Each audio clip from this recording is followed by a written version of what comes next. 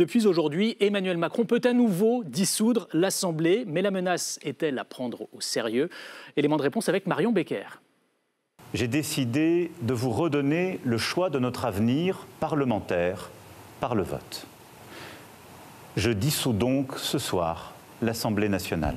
C'était il y a un peu plus d'un an. Le choc de la dissolution place désormais au réarmement institutionnel. Emmanuel Macron peut à nouveau dissoudre une menace à peine voilée dont il se sert pour revenir et reprendre la main dans le jeu politique. Ce week-end, pour le 10e anniversaire des Jeunes avec Macron. Mais j'ai aussi besoin de vous pour dans 2 ans, pour dans 5 ans, pour dans 10 ans, parce que vous serez là. Ou lorsqu'il préside une réunion sur le budget. Cette menace et le scénario d'un remake n'effraient pourtant pas les députés. Quand on est démocrate, on n'a pas peur du suffrage universel, donc moi j'aborde tout ça avec beaucoup de sérénité. On est toujours prêt, on n'aura jamais peur des urnes et du peuple, et effectivement ça permettrait peut-être de clarifier la situation. Il faut redessiner un avenir à la France, et c'est pas avec une majorité de briques et de brocs qu'on peut le faire, donc oui, il y a urgence à la dissolution. Nous n'avons pas à craindre le suffrage universel, il est celui qui nous confère la légitimité. Nous, on n'est pas propriétaire de notre poste, on en est locataire, et le président a un pouvoir constitutionnel et il en use s'il le souhaite. Les Français, eux, sont partagés sur une éventuelle dissolution. 50% sont favorables, 50% contre dans le sondage IFOP Sud Radio réalisé début juillet. Stéphanie Despierres, à l'Élysée, on parle de réarmement institutionnel.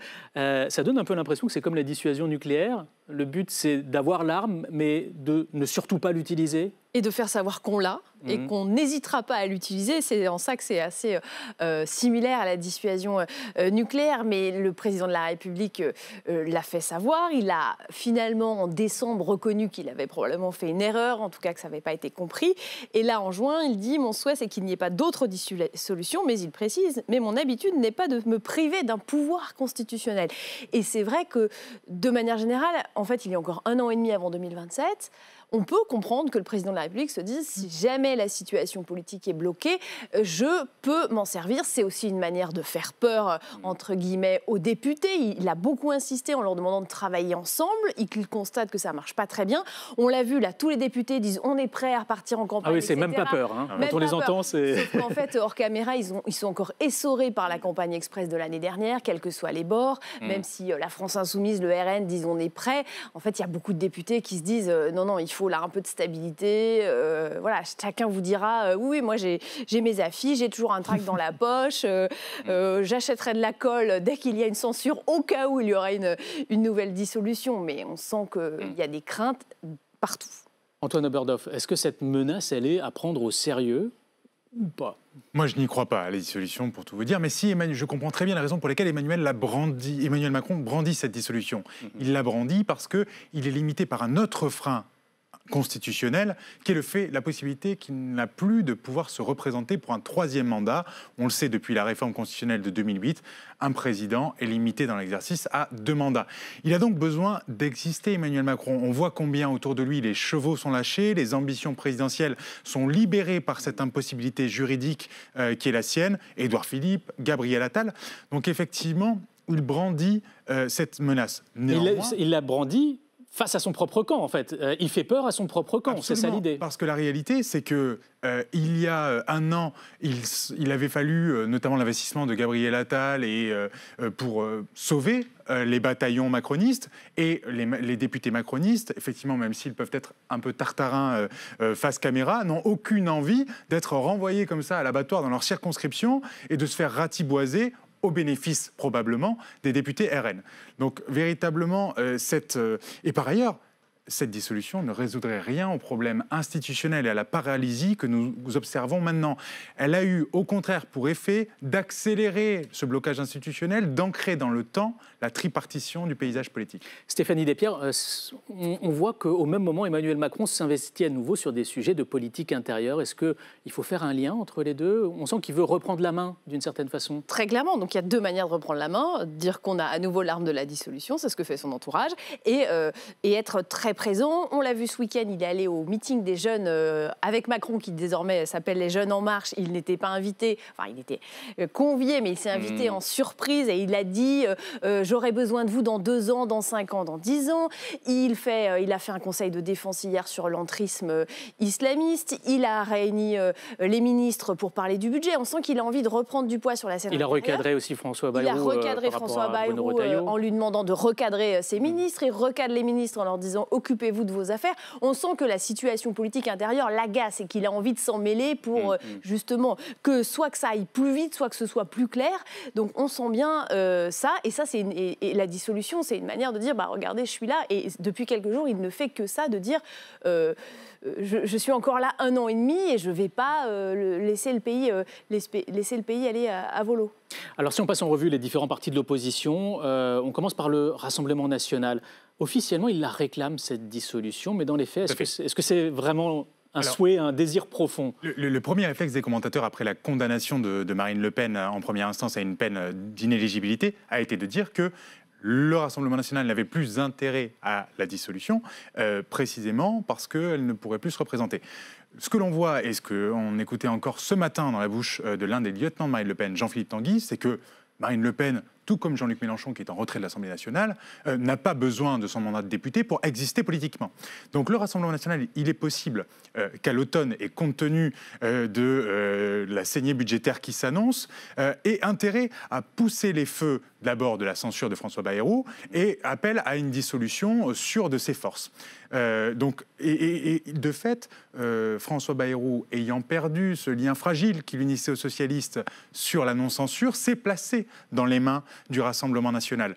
Donc ce n'est pas un problème pour le Rassemblement national si Marine Le Pen ne peut pas se représenter en cas de dissolution.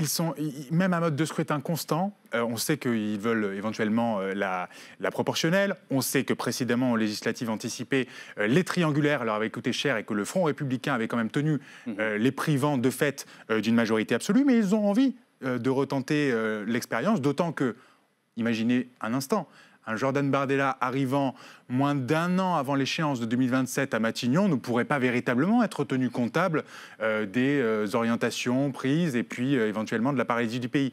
1 an, ça ne suffit pas pour faire quoi que ce soit. Stéphanie Despierres, sur le Rassemblement national, ils en disent quoi les députés avec qui vous en parlez ?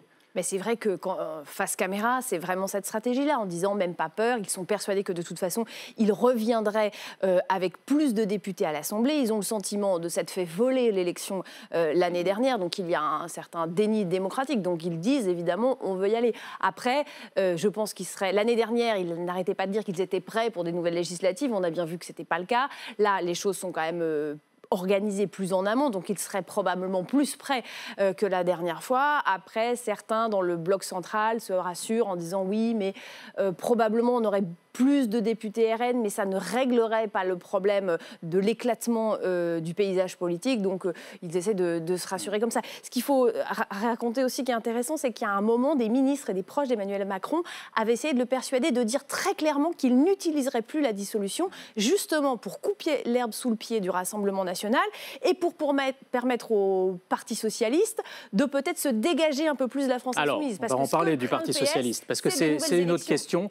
À gauche, qui est pour, qui est contre la dissolution, du côté du Parti socialiste. On en pense quoi ? Le Parti socialiste, véritablement, même si ils ont besoin de ne pas dire... Ils ne peuvent pas donner le sentiment, et en particulier Olivier Faure, qu'ils accompagnent, si vous voulez, une fin de règne macroniste, comme ça, de manière un petit peu passive, avec une forme de neutralité malveillante. Sur le plan politique, on ne peut pas marketer cela. En revanche, dans les faits, le Parti socialiste a plus qu'intérêt au statu quo jusqu'en 2027. S'il y avait une dissolution, il serait obligé, nécessité faisant loi, de faire de nouveau une alliance avec la France insoumise pour ne pas perdre leur bataillon parlementaire. Et donc, ils se verraient de nouveau accusés de compromission. Raison pour laquelle François Hollande, lorsqu'il a dit que le Parti socialiste avait les clés jusqu'en 2027 sur la non-censure et qu'ils avaient plutôt intérêt au statu quo, a dit un petit peu tout haut ce que beaucoup pensent tout bas. Alors Stéphanie Despierres, qui la veut à gauche, cette dissolution ? La France Insoumise, très clairement, parce qu'ils ont un peu le même sentiment que le Rassemblement national. Ils estiment qu'ils avaient la première force politique du pays avec toute la gauche, avec le nouveau Front populaire, qu'il aurait dû y avoir la nomination d'un Premier ministre de gauche. Eux, ils savent qu'ils sont en dynamique, donc ils espèrent, même si on voit que parfois les sondages se tassent pour eux, ils sont persuadés que ça pourrait leur être favorable et ils sont dans leur logique de toute façon de renverser la table. Donc le plus tôt, c'est le mieux. Après, vu les difficultés à gauche, on n'est pas sûr que ça tiendrait quand même clairement un Premier ministre de gauche jusqu'en 2027. Eh ben, merci à tous les deux pour votre éclairage sur cette question d'une hypothétique dissolution. On va déjà voir ce qu'il en est de la censure à la rentrée avec ce débat budgétaire qui s'annonce compliqué pour le gouvernement. Merci à tous les deux.